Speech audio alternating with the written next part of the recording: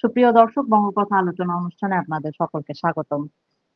আমাদের যারা আজকের এই আলোচনা অনুষ্ঠান প্রথমবারের জন্য দেখছেন, তারা চাইলে আমাদের ফেসবুক পেজটি লাইক করতে পারেন, ফলো করতে পারেন এবং আমাদের একটি ইউটিউব চ্যানেল রয়েছে যেখানে এই ধরনের আজকে আমরা যে বিপ্লব হাসানকে নিয়ে যেই টক শোটি করছি, এই ধরনের কিছু আলাদাভাবে ভিডিও আপলোড থাকে যেটা ফেসবুকে থাকে না, তাই আপনারা ইউটিউব চ্যানেলটি সাবস্ক্রাইব করতে পারেন। আজকে আমাদের আলোচনার বিষয়বস্তু নিষেধাজ্ঞা না উঠলে বিশৃঙ্খলা অনিবার্য, কেন বললেন শেখ ওয়াজেদ জয়? এই বিষয় নিয়ে আমাদের প্রিয় বিপ্লব হাসানের সাথে আমরা কথা বলবো, তার চিন্তা ভাবনাটি শুনবো এবং জানবো। Biplab Hasan, welcome to our show. কেমন আছেন? থ্যাংক ইউ আপু, আমি ভালো আছি। আপনি কেমন আছেন? দেশের চেয়ে ভালো আছি। দেশের এই অবস্থায় নিশ্চয়ই আসলে মানসিকভাবে একদমই ভালো নেই, শারীরিকভাবে আসলে ভালো নেই, কিন্তু কথা বা কাজ তো আসলে করে যেতে হবে। বিপ্লব, আপনার অনেকগুলো আমি ডিসকোর্স দেখেছি আপনার ইউটিউবে। আপনার ব্যাখ্যা এবং বিশ্লেষণ সত্যি, আমি বলবো যে আপনি একেবারেই একটি মানে নিজের থেকে বেরিয়ে গিয়ে যেটা সত্য সেটা বলবার চেষ্টা করেন। সে কারণেই আসলে আপনাকে নিয়ে আজকের এই টক শোটা করা। আপনি হয়তো অবগত আছেন যে টাইমস অফ ইন্ডিয়াতে রিসেন্টলি বঙ্গবন্ধু কন্যার ছেলে শেখ ওয়াজেদ জয় একটি বিবৃতি দিয়েছেন। সেখানে তিনি বলেছেন, lift ban or face chaos, Hasina son blasts Yunus lift ban or face chaos. উনি বলেছেন যে আওয়ামী লীগের উপরে নিষেধাজ্ঞা না উঠলে বিশৃঙ্খলা অনিবার্য। এই কথাটা উনি কেন বললেন বলে আপনার মনে হয়, বিপ্লব? জি, ধন্যবাদ আপু। দেখেন, বাংলাদেশ আওয়ামী লীগ একটা ঐতিহ্যবাহী রাজনৈতিক দল। হুম। এশিয়াতে বৃহৎ কয়েকটা দলের মধ্যে একটা আওয়ামী লীগ। আমি এশিয়ার প্রেক্ষাপট বাদ দিলাম, যেহেতু বাংলাদেশের ব্যাপার, বাংলাদেশ নিয়ে বলি। আওয়ামী লীগের আপনি যদি খুব করেও কম করেও ধরেন, সেই ক্ষেত্রে 25 থেকে 30% সমর্থক বাংলাদেশে আছে। এখন যদি এই 25 থেকে 30% সমর্থককে বাদ দিয়ে একটা অবৈধ, একটা নিয়মতান্ত্রিক প্রক্রিয়ার বাইরে গিয়ে নির্বাচন আয়োজন করা হয়, সেই ক্ষেত্রে তো গণতন্ত্র প্রতিষ্ঠিত হইল না। এই সরকারের মূল লক্ষ্য ছিল বৈষম্যহীন বাংলাদেশ বিনির্মাণ, গণতান্ত্রিক বাংলাদেশ বিনির্মাণ। কিন্তু ডেমোক্রেসি কাকে বলে? এই 30% মানুষকে বাদ রেখে নির্বাচন আয়োজন করাটা কি ডেমোক্রেসির কোনো পার্টের মধ্যে পড়ে? এটা আসলে আমার জানা নাই। এই প্রশ্নটা ডক্টর ইউনূসকে খোদ নিজে থেকে যদি করতে পারতাম, তাহলে তিনি যে উত্তরটা দিতেন সেটা হয়তো আমি আপনাকে জানাইতে পারতাম। হুম। সংঘাত। দেখেন, 5 আগস্ট সরকার পতন ঘটানো হয়েছিল একটা হুম। বৃহৎ যুদ্ধে দেশকে ধাবিত করবার জন্য। এমন আমরা শুনেছি, আমরা জেনেছি বিভিন্ন সময় যে 5 আগস্ট মবের মাধ্যমে মাননীয় প্রধানমন্ত্রীকে হত্যা করে তার বিবস্ত্র লাশ পুরো দেশের সামনে, পুরো জাতির সামনে, পুরো বিশ্ববাসীর সামনে তুলে ধরা হতো যে ইতিহাসের সব থেকে বড় ফ্যাসিস্টের এভাবেই পতন হয়েছে। এরপর স্বাভাবিকভাবেই বঙ্গবন্ধু কন্যার উপর আওয়ামী লীগের যে 30% মানুষ আছে এখনো বাংলাদেশে, এদের মধ্যে অন্তত পক্ষে 10 থেকে 15% মানুষ বঙ্গবন্ধু কন্যার উপর একটা আলাদা আবেগ আছে তাদের নেত্রীর প্রতি, এবং তাদের একটা আলাদা ভালোবাসা আছে। সেই ভালোবাসার জায়গা থেকে তারা কিন্তু রাস্তায় নেমে যেত। এখন ধরেন, বাংলাদেশের 18 কোটি মানুষের মধ্যে যদি 10% বা 15% মানুষ ঢাকার রাস্তায় নেমে যেত, সেই ক্ষেত্রে কিন্তু বৃহত্তর যুদ্ধ অবধারিত ছিল। তো ওই জায়গা থেকে ভারতবর্ষ আমাদেরকে রক্ষা করেছে মাননীয় প্রধানমন্ত্রীকে একটা সেফ প্যাসেজের মাধ্যমে। এখন এই মুহূর্তে যদি এই 30% মানুষকে বাদ রেখে নির্বাচন করা হয়, এটা সংঘাতপূর্ণ পরিস্থিতির দিকে যাইতো না যদি ডক্টর ইউনূস বাংলাদেশের আইন শৃঙ্খলাকে স্বাভাবিক করতে পারতো। 14-15 মাসের ক্ষমতাকালীন সময়ে বাংলাদেশের আইন শৃঙ্খলা আছে বলে আমার মনে হয় না। যারা দেশে থাকেন আপনারা নিশ্চয়ই জানেন, সন্ধ্যার পর মানুষ বাসা থেকে বের হইতে সাহস পায় না। তো এমত অবস্থায় যদি এই 30% মানুষকে বাদ দিয়ে একটা নির্বাচন আয়োজনের বন্দোবস্ত করা হয়, সে নির্বাচনে কারা থাকবে? বিএনপি? জামায়াত? জামায়াতের মতো দল কি বাংলাদেশে আদৌ কখনো মানে ক্ষমতার কেন্দ্রবিন্দুতে ছিল? বা ক্ষমতার রাজনীতিতে বা রাজনৈতিক যে একটা প্রক্রিয়া থাকে বা তাদের যে ভোটের সংখ্যা, ভোটার সংখ্যা, তারা কি আদৌ বাংলাদেশের রাজনীতিতে কোনো ফ্যাক্ট? আমার মনে হয় না ফ্যাক্ট। ইতিহাসে বিএনপি এবং আওয়ামী লীগ এই দুইটা দল সবসময় রাজনৈতিক সমীকরণ ঘটায়, এবং নির্বাচনের মাধ্যমে যে দল ক্ষমতায় আসবে সেটাতে বিএনপি এবং আওয়ামী লীগের একটা বিশাল ভূমিকা থাকে। আওয়ামী লীগ নির্বাচনে আসলেও ভূমিকা রাখবে নির্বাচনে, যদি নির্বাচনে আসে সেক্ষেত্রেও যেমন রাখবে, আর না আসলেও ভূমিকা রাখবে। কারণ তাদের যে 30% সমর্থক আছে, এই সমর্থকরা যেদিকে মানে বলে না যে দুল দেবে, সেদিকে কিন্তু হুম। আসলে ইয়া হবে, মানে সরকার গঠন করা হবে। সে জায়গা থেকে আপনি 30% সমর্থককে বাদ দিয়ে যদি আপনি নির্বাচন আয়োজন করেন, সংঘাত অবধারিত। এটা পৃথিবীর কোনো শক্তি রক্ষা মানে রোধ করতে পারবে না, আমার যেটা মনে হয়। ধন্যবাদ। উনি আর হ্যাঁ, ধন্যবাদ বিপ্লব।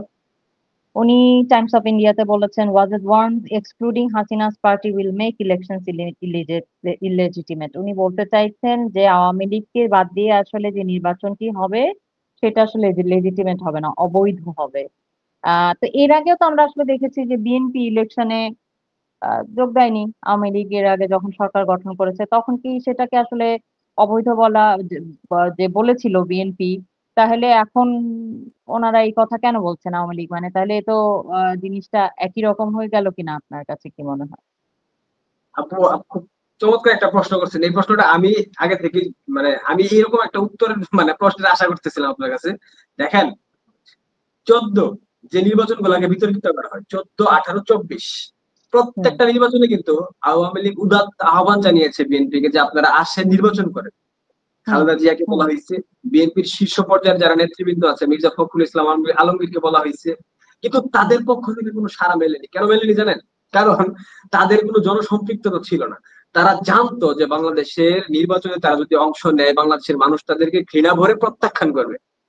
হুম 2001 থেকে 2006 বিএনপির ইতিহাস যদি আপনি একটু ঘেটে দেখেন, কি হুম ছিল তাদের অর্জন, কি দুর্নীতিতে 5 বার চ্যাম্পিয়ন, সারা বাংলাদেশে একযোগে সিরিজ বোমা হামলা, 21শে আগস্ট গ্রেনেড হামলার মতো ন্যাক্কারজনক ঘটনা কিন্তু বিএনপি হাওয়া থেকে ঘটিয়েছে। খোদ তারেক রহমান সেখানে সম্পৃক্ত ছিল। হুম এই হুম যে এই যে অপকর্মগুলা, এই অপকর্মের ফিরিস্তি এতটাই লম্বা হয়েছিল। পাশাপাশি প্রতিবেশী রাষ্ট্র ভারতকে উত্তপ্ত করবার জন্য 10 ট্রাক অস্ত্র যে ভারতবর্ষের সেভেন সিস্টার্স এ ঢুকিয়ে উলফা যে তাদের যে সন্ত্রাসী সংগঠন তাদের সাথে যোগসূত্র যোগ সাদৃশ্য, হুম এগুলা কিন্তু বাংলাদেশের মানুষ জানে। পাশাপাশি এশিয়ার সব দেশের মানুষই কিন্তু জানে যে তারেক রহমান একটা টেরোরিস্ট। সে একটা মানে মানে প্রথম সারির টেরোরিস্ট। নামে সে প্রগতিশীল, তাদের রাজনৈতিক দলকে বলা হয় প্রগতিশীল রাজনৈতিক দল, কিন্তু বিএনপির মধ্যে আদৌ কখনো প্রগতিশীলতার ছাপ আপনারা দেখেছেন? গতকালকের একটা টপিক আমি আপনাকে বলি, মির্জা ফখরুল হুম ইসলাম হুম আলমগীর হুম বিএনপির কিন্তু সেকেন্ড ইন কমান্ড তিনি এই হুম মুহূর্তে। হুম তো তিনি হুম যখন বলেন যে মীর কাসেম, গোলাম আজম এবং সালাউদ্দিন কাদের চৌধুরীরা মিথ্যা মামলায় ফাঁসির কাস্টে ঝুলেছে, তারা 71-এর রাজাকার ছিল না, এই কথা বলার পর আপনার কি মনে হয় বিএনপি মুক্তিযুদ্ধের শক্তি, মুক্তিযুদ্ধের পক্ষের দল? এটা কি কেউ বলবে? কারণ তিনি সেকেন্ড ইন কমান্ড বিএনপি, তার মুখ দিয়ে একটা স্টেটমেন্ট আসে মানে ওইটা বিএনপির শেষ। দলীয় স্টেটমেন্ট বলে আমরা গণ্য মনে করি। যদি নাই হতো তাহলে কেন তথাকথিত এই জুলাই আগস্টের মেটিকুলাস অভ্যুত্থানে অবায়দুল কাদেরের কথাকে পুরো আওয়ামী লীগের কথা বলে চালিয়ে দেওয়া হলো? স্বাভাবিকভাবে তিনি পার্টির সেক্রেটারি ছিলেন। তো আমরা বিএনপির ক্ষেত্রে সেটা কেন মানবো না? তো সেই জায়গা থেকে বিএনপি হচ্ছে কি একটা মানে একটা মধ্যপন্থার দল আমি মনে করি। এরা না মুক্তিযুদ্ধকে ধারণ করে, না পুরাপুরি রাজাকার। এদের মধ্যে মুক্তিযুদ্ধ আছে, কতিপয় মুক্তিযোদ্ধা আছে, বেশ অ্যাডভোকেট ফজলুর রহমানের মতো মুক্তিযোদ্ধারা আছেন। তো তাদেরকে আমরা হুম অবশ্যই শ্রদ্ধা করি। এইসব আসলে মানে যারা বলে যে 14, 18 এবং 24-এর নির্বাচন বিতর্কিত ছিল, হুম বিতর্কিত নির্বাচন বলে কেন তো। হয়েছে? কেন তাহলে বিতর্কিত সেটা ছিল? সেটা অনেকেই অবৈধ বলে হবে না? আপনারা আওয়ামী লীগকে বাদ দিয়ে এখন ইলেকশন করলে এটা অবৈধ হবে? হ্যাঁ, ব্যাপারটা তো আমি বলেন। আপনাকে বললাম যে আওয়ামী হ্যাঁ তো তাদেরকে ডেকেছিল নির্বাচনে অংশ নেওয়ার জন্য, আহ্বান জানিয়েছিল, এবং 18-তে কিন্তু বিএনপি নির্বাচনে অংশ নিয়েছিল। তাহলে ব্যারিস্টার হুম রুমিন ফারহানারা কিভাবে সংসদে গিয়ে বড় বড় কথা বলে? ওদের এমপি হারুন কিভাবে সংসদে গিয়ে বড় বড় কথা বলে? তারা তো 18 নির্বাচনে অংশ নিয়েছিল। আচ্ছা, হুম তারা যে অভিযোগ আনে যে বাংলাদেশ আওয়ামী লীগ রাতের ভোট করেছে, অন্ধকারের ভোট করেছে, কোনো প্রতিপক্ষ ছিল না, এগুলাই তো তাদের অভিযোগ। এইটাই আচ্ছা, বলে, এই হ্যাঁ। Social right. মিডিয়ার যুগ, সোশ্যাল মিডিয়ার যুগ, আপনার হাতে স্মার্টফোন আছে, আমার হাতে স্মার্টফোন আছে, যারা বাংলাদেশে থাকে ম্যাক্সিমাম মানুষ হুম এখন রিক্সা থেকে শুরু করে সবাই স্মার্টফোন ইউজ করে। হুম যদি রাতের ভোট হতো, এতগুলা নির্বাচন হলো, তিনটা নির্বাচনে কি কোনো ভিডিও ফুটেজ প্রকাশিত হইতো না? একটা ফুটেজ দেখাইতে বলেন না বিএনপির কোনো সাংবাদিক, তাদের কোনো নেতা কিংবা তাদের হর্তাকর্তা যারা আছেন, একটা ফুটেজ আজ অব্দি দেখাইতে পারছে যে রাতে ভোট হয়েছে? বাংলাদেশের সব প্রান্তেই প্রশাসনের মাধ্যমে ভোট জাল করা হলো রাতের অন্ধকারে, সেই ভোটের একটা ভিডিও চিত্র কি নাই? একটা অডিও কল রেকর্ড দেখাইতো, কল রেকর্ড তো এআই দিয়ে এখন বানানো যায়, কই আমরা তো হুম সেটা দেখি নাই। এগুলা হুম হচ্ছে গিয়া মুখের বলি। তারা নিজেরা জানতো যে তারা নির্বাচনে অংশ নিলে বাংলাদেশের মানুষ তাদেরকে প্রত্যাখ্যান করবে, কারণ তাদের অর্জনটা কি আমাকে বলেন তো? বিএনপি যে আহ ক্ষমতায় ছিল 2001 থেকে 2006 সব শেষে, এই 6 হুম পর্যন্ত বিএনপি কি উন্নয়ন করছে? বিএনপি মানুষের সামনে যে গিয়া বলবে আমাদেরকে ভোট দেন, এবং এই অবস্থায় 2025 হুম, সালে বিএনপি যদি নির্বাচনী পরিস্থিতি সৃষ্টি হয় বাংলাদেশে, তারা যদি মানুষকে গিয়ে বলে যে আমাদেরকে ভোট দিতে হবে, বিএনপি কে যদি মানুষ জিজ্ঞাসা করে, ধরুন আমি আমার জায়গা থেকে প্রশ্ন করলাম যে আপনাদেরকে যে ভোট দেব, কেন দেব ভাই, একটা প্রশ্নের উত্তর আমাকে দেন তো, কেন দিব? এই কেন উত্তরটা খোদ তারেক রহমান থেকে শুরু করে বিএনপির কোন নেতা দিতে পারবে? আপনি আপু দিতে পারবেন আমাকে একটা প্রশ্নের এই প্রশ্নের উত্তরটা? আমি কেন বিএনপি কে ভোট দেবো? হয় যদি আওয়ামী লীগকে ভোট দেওয়ার কথা বলা হয়, 1000টা উদাহরণ আমি দিতে পারবো। বাংলাদেশে যে ইনফ্রাস্ট্রাকচারাল উন্নয়ন গুলো হয়েছে, প্রত্যেকটা উন্নয়ন হয়েছে আওয়ামী লীগের আওয়ামী শাসনামলে। লীগের হাতে। বিএনপি যে বলে যে তারা নির্বাচনে যায় নাই, ভুয়া নির্বাচন হয়েছে, এই নির্বাচন বিতর্কিত ছিল না, ঠিক আছে, ওকে ফাইন, আওয়ামী লীগ ব্যতীত নির্বাচন করুক তারা, দেখুক আন্তর্জাতিক সম্প্রদায় সেটা গ্রহণ করে কিনা। এই করবে না তো। বিষয়টাই আমি আপনাকে নেক্সট কোশ্চেন করতাম যে ধরেন আন্তর্জাতিক সম্প্রদায় এটা গ্রহণ করলো না, তাতে কি আসলে বাংলাদেশে এই ইউনূসের যে এখন অবৈধ সরকার আছে, এই যে স্বাধীনতা বিরোধী একটি সরকার আছে, এখানে কি আসলেই কোনো প্রভাব পড়বে বলে মনে হয়, নাকি এটা জাস্ট তারা শুনবে? ওনারা তো কানে শোনেন না অনেক কিছু। আদতে কি হবে বলে আপনার কাছে মনে হয়? আপু দেখেন, বাংলাদেশে যদি আওয়ামী লীগ ব্যতীত নির্বাচন হয়, হুম, তার আগে আমি একটু বলে নিই বাংলাদেশে কোনো নির্বাচন হচ্ছে না। কেন হচ্ছে না দেখেন, আপনি নিশ্চয়ই খেয়াল করেছেন জুলাই সনদের ব্যাপারটা, খসড়া স্বাক্ষর হুম, অনুষ্ঠান হয়ে গেছে, অলরেডি কয়েকটা দল স্বাক্ষর করে ফেলেছে। আপনি কি জুলাই সনদটা পড়েছিলেন? যদি হুম, পড়ে থাকে তাহলে নিশ্চয়ই দেখেছেন বাংলাদেশ স্বাধীন হয়েছিল 4টা নীতির উপর: হুম। গণতন্ত্র, স্তম্ভ। হুম। ধর্মনিরপেক্ষতা, সমাজতন্ত্র, জাতীয়তাবাদ। জাতীয়তাবাদ। আপনি কি খেয়াল করেছেন জুলাই সনদের গণতন্ত্র যে শব্দটা, ডেমোক্রেসি যে ওয়ার্ডটা, নেই। এটা কিন্তু না। তাহলে সেই জুলাই সনদ দিয়ে আপনি নির্বাচন করার চেষ্টা করছেন, মানে আগামী নির্বাচন কিন্তু জুলাই সনদের ভিত্তিতে করবার একটা প্রচেষ্টা চালাচ্ছে এই সরকার এবং তাদের যে ঐকমত্য কমিশনের আলিরিয়াস, তারা সংস্কার কমিশন সহ। আপনি জানেন এই জুলাই সনদে স্বাক্ষর করার মধ্য দিয়ে বিএনপি নিজেদেরকে প্রতিষ্ঠিত করেছে তারা একটা স্বাধীনতা বিরোধী চক্র। এই জুলাই সনদটা মূলত 72-এর সংবিধানের সাথে সাংঘর্ষিক বানানো হয়েছে, অর্থাৎ 72-এর সংবিধান মেনে তারা নির্বাচন পরিচালনা করবে না। যদি ফেব্রুয়ারিতে নির্বাচন হয়, আমি নিশ্চিত হুম, এই সরকার নির্বাচন দেবে না, দেওয়ার জন্য আসে নাই। এই যে বিএনপি নির্বাচনের জন্য অস্থির হয়ে উঠে পড়ে লেগে আছে, জুলাই হুম, সনদ হুম, পুরোপুরি বাস্তবায়ন করা হয়ে গেলে এবং হুম, সাংবিধানিক ভিত রচনা হয়ে গেলে আপনি নিশ্চিত হুম, থাকেন, আমি একদম অকপটে বলতে পারি, হুম, বাংলাদেশে বিএনপি যে এখনো স্বপ্ন দেখছে একটা নির্বাচনে, সে নির্বাচন বাংলাদেশে হবে না। এই সম্ভাবনা নাই বললেই চলে। এখন জুলাই সনদ যদি তারা ঠিকঠাক বিএনপির কাছ থেকে আদায় করতে পারে, তাদের একটা যে অভিলাষ আছে দীর্ঘমেয়াদী ক্ষমতায় থাকবার, কারণ দেখেন, যে ব্যক্তি গ্রামীণ ব্যাংকের এমডির পদ ছাড়ে না, সে কিভাবে বাংলাদেশের মতো রাষ্ট্রের শাসন ক্ষমতা হাতে পেয়ে ছাড়বে? আপনাকে আমাকে বলেন তো। পৃথিবীর কোন রাষ্ট্রপ্রধানকে দেখেছেন যে ক্ষমতায় আসার পর 26টা বিজনেস নিজের নামে হাতিয়ে নিয়েছে? বলতে পারবেন? না। গ্রামীণ সোসাইটির গ্রামীণ ওয়ালেট থেকে শুরু করে গ্রামীণ বিশ্ববিদ্যালয়, এক্সট্রা এক্সট্রা, মানে অভাব নাই। শেষমেশ আদম ব্যবসার লাইসেন্স পর্যন্ত তিনি নিয়েছিলেন। সৌদি আরব সফর তিনি যে যেতে চেয়েছিলেন, সেখানে কেন যেতে চেয়েছিলেন জানেন? সৌদি আরবের যে শ্রমবাজার, ওইখানে যে ওই যে আদম পাঠানো যায় এটার বন্দোবস্ত করবার জন্য, এছাড়া আর কিছু না। তো উম, যেটা বলছিলেন আপু যে সংঘাত, দেখেন, আওয়ামী লীগ ব্যতীত নির্বাচন হইলে এই নির্বাচন সংঘাতপূর্ণ হবে এবং আন্তর্জাতিক সম্প্রদায় এখন ডেমোক্রেটিক একটা রাষ্ট্রে, যে রাষ্ট্র পরিচালিত হয় গণতন্ত্রের ভিত্তিতে, সেই রাষ্ট্রে আপনি নির্বাচন করবেন, এখানে সব মানুষের ম্যান্ডেট নিতে হবে। শতভাগ সমর্থন বা শতভাগ মানুষের ম্যান্ডেট ছাড়া সেটা কিভাবে গণতান্ত্রিক নির্বাচন হয়? কিভাবে ইনক্লুসিভ নির্বাচন হয়? কিভাবে? এটার এই উত্তরটা তো আসলে ডক্টর ইউনূস দিতে পারবে না। এখন যদি হুম, এই 30% মানুষকে রেখে, আরেকটা কথা, 14 দলীয় জোট, তাদেরও কিন্তু একটা সমর্থন আছে বাংলাদেশে এখনো, বিশেষ হুম, করে উত্তরাঞ্চলে। উত্তরাঞ্চলে কিন্তু জাতীয় পার্টির একটা ভালো আপনার অবস্থান আছে। এখন হুম, জাতীয় পার্টি 14 দলকে আপনি নির্বাচন করতে দেবেন না, আর ওই 36টা দল, যে 36 দলের মধ্যে নিবন্ধন আছে মনে হয় 26টা বা 24টা, এবং যেগুলা হুম, বাংলাদেশের 1% ভোট কাস্ট করার সমর্থন রাখে না, সেই সব দলকে নিয়ে আপনি নির্বাচন আয়োজন করবেন, সেখানে বৃহৎ রাজনৈতিক দল আওয়ামী লীগ থাকবে না, 14 দল থাকবে না, এটা তো প্রহসনের নির্বাচন। আর প্রহসনের নির্বাচন আপনারাই বলেন, আওয়ামী লীগ বিএনপি কে বাদ দিয়ে প্রহসনের নির্বাচন করেছিল 14, 18 এবং 24। তাহলে ঠিক একই প্রক্রিয়া থেকে আপনারা কেন আগাচ্ছেন? আওয়ামী লীগ তো আপনাদেরকে ডেকেছিল নির্বাচনে অংশ নেবার জন্য, আপনারা অংশ নেন না, এটা দোষ ছিল আপনাদের, ত্রুটি ছিল আপনাদের। আওয়ামী লীগ তো নির্বাচনে অংশ নিতে চাচ্ছে, সজীবাদের জয় কিন্তু স্পষ্ট বলে দিয়েছে তাদেরকে সুযোগ দিতে হবে নির্বাচন যদি তাদের নিষেধাজ্ঞা উইথড্র করা হয় বা নির্বাচনে অংশ নেওয়ার জন্য একটা ভূমিকা সৃষ্টি করে দেওয়া হয়, সেক্ষেত্রে নিষেধাজ্ঞা উইথড্র করার ব্যাপারটা অনেক জলদি এসে যায়। হয়তো এরকম একটা চক্রান্ত চলতেছে, নির্বাচনের কিছুদিন পূর্বে তফসিল ঘোষণার পর হয়তো বা বলবে যে আপনারা আপনাদের উইথড্র আমরা করে নিলাম, নিষেধাজ্ঞা, আপনারা নির্বাচনে অংশ নেন। কিন্তু তার মানে এই না আওয়ামী লীগ নির্বাচনে অংশ নেবে না। যদি ওইরকম পরিস্থিতি হয় নিবে। আর যদি তাদের তো আসলে ওই প্রার্থী দেওয়ার জন্য তো আসলে নতুন করে হুম কিছু হুম করতে হবে। হুম। ঠিক আছে, তো এটা যদি আওয়ামী লীগ প্রেরিত হয় সংঘাতপূর্ণ হবে। আর আমি যতটুকু জানি, জুলাই সনদ দিয়ে আমি যতটুকু স্টাডি করেছি, আমার মনে হয়েছে জুলাই সনদটা মূলত নির্বাচনকে চেপে রাখবার জন্য একটা প্রক্রিয়া। এবং এই জুলাই সনদ স্বাক্ষর হয়ে গেলে আপনি নিশ্চিত থাকেন বিএনপি কে আরো একটা মূলার জুস ধরিয়ে দেওয়া হবে যমুনার পক্ষ থেকে। ধন্যবাদ। এটা ভালো বলেছেন। শেখ ওয়াজেদ জয় টাইমস অফ ইন্ডিয়াতে পরিষ্কারভাবে বলেছেন, জালিয়াতিপূর্ণ নির্বাচনে বাংলাদেশে ইসলামপন্থী শক্তিকে আরো শক্তিশালী করে দেবে।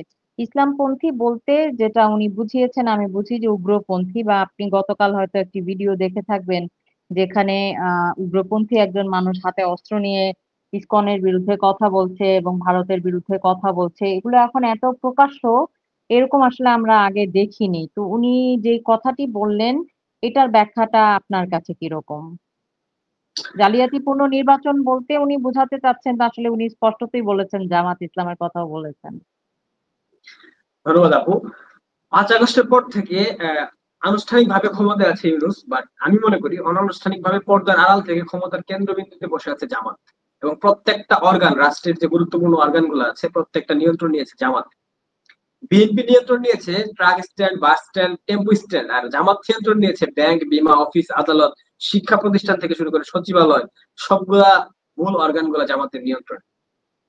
এখন যে বললেন উগ্রপন্থা, ইসলামপন্থা বা রেডিকালিস্টদের যে একটা আস্ফালন, দেখেন হুম 5 আগস্টের পর বাংলাদেশের সাথে পাকিস্তানের এতটা এই বন্ধুত্বপূর্ণ সম্পর্ক সৃষ্টি হয়েছে যে পাকিস্তান অবাধে বাংলাদেশে জঙ্গি আমদানি করেছে। আমি আপনাকে একটা হুম। তথ্য দিই, এই তথ্যটা গোয়েন্দা তথ্য, হয়তো অনেকে হেসে আচ্ছা। উড়িয়ে দিতে কথাটা। বাংলাদেশের সীমান্তবর্তী জেলা রয়েছে 30টার উপরে, ভারতের সাথে যারা সীমান্ত শেয়ার করে।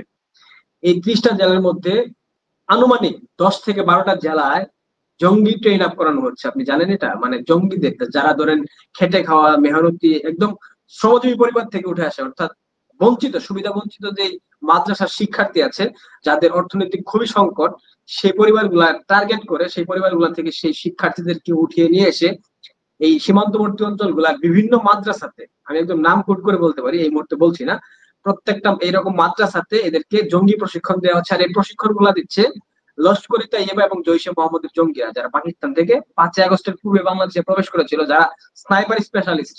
স্নাইপার দিয়ে 7.62 দিয়ে ব্যবহার করা হয়েছে। এগুলো শুধুমাত্র কিন্তু বাংলাদেশের জঙ্গিরা ব্যবহার করে না, এখানে জৈশে মোহাম্মদ এবং লস্কর ই তৈয়বার জঙ্গিরা আসে। যেটা আপনারা গোয়েন্দা প্রতিবেদন হবে তো বাংলাদেশে আজ বা কাল তো সব সত্য সামনে আসবে, আসবে না? এই হুম রেডিকালিস্টরা তো সারা জীবন ক্ষমতায় থাকবে না, এবং এদের হুম ক্ষমতা একটা একটা ক্ষণিকের জন্য, মানে একটা অল্প সময়ের জন্য এরা থেকে থাকে। এরপর কিন্তু মুক্তিযুদ্ধের সপক্ষের শক্তি বাংলাদেশ ক্ষমতায় আসবে, হতে পারে আওয়ামী লীগ, হতে পারে অন্য কোনো রাজনৈতিক দল।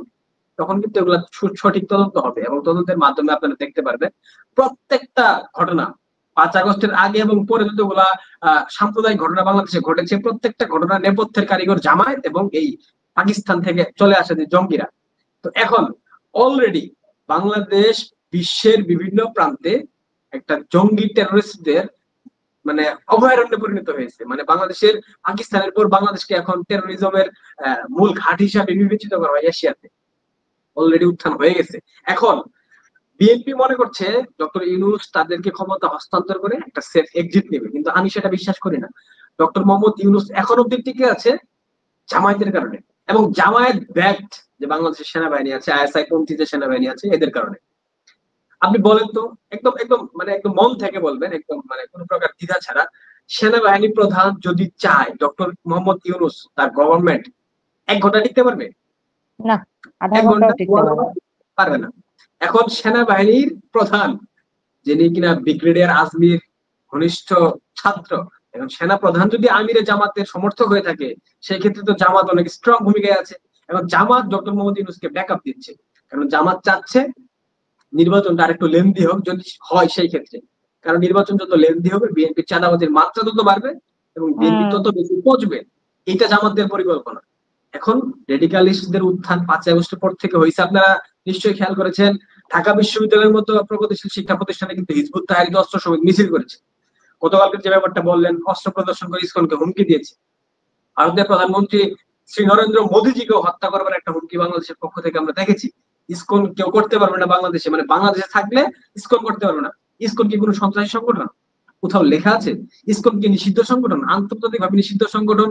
ইসলামী ছাত্র শিবির, ইসলামী ছাত্র শিবির যদি এখন বলে যে ইসকন নিষিদ্ধ সংগঠন, এটা তো মানে হাস্যকর। তো রেডিকালিস্টদের উত্থান নতুন করে হবার কিছু নেই, সংঘাত হবে, বাংলাদেশ সংঘাত অনিবার্য, এবং বাংলাদেশকে পরিকল্পিতভাবে যেদিকে নিয়ে যাওয়া হচ্ছে আগামীতে গৃহযুদ্ধ শুরু হয়ে যাবে, এবং এটা আনুষ্ঠানিক যাত্রা আমার মনে হয় শুরু হয়ে গেছে। ধন্যবাদ আপনি।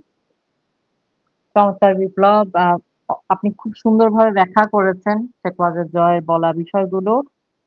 সুপ্রিয় দর্শক, আপনারা শুনলেন, আসলে বিষয়গুলোর সত্যতা যাচাই করবার সবসময় দায়ভার আপনাদেরই। তবে আমরা আমাদের দিক থেকে সত্যটা তুলে ধরার চেষ্টা করি। বিপ্লবের সাথে আমি অনেকগুলো জায়গায় আসলে সহমত, কারণ আসলেই যদি একটা ইনক্লুসিভ নির্বাচন না হয় এবং আওয়ামী লীগকে রেখে যদি একটি নির্বাচন হয়, যেটা বিপ্লব শেষের দিকে বলছিল, এটা একটা গৃহযুদ্ধের দিকেই আসলে বাংলাদেশ যাবে। সেক্ষেত্রে কি হবে, খুব অনিশ্চিত একটি বিষয়।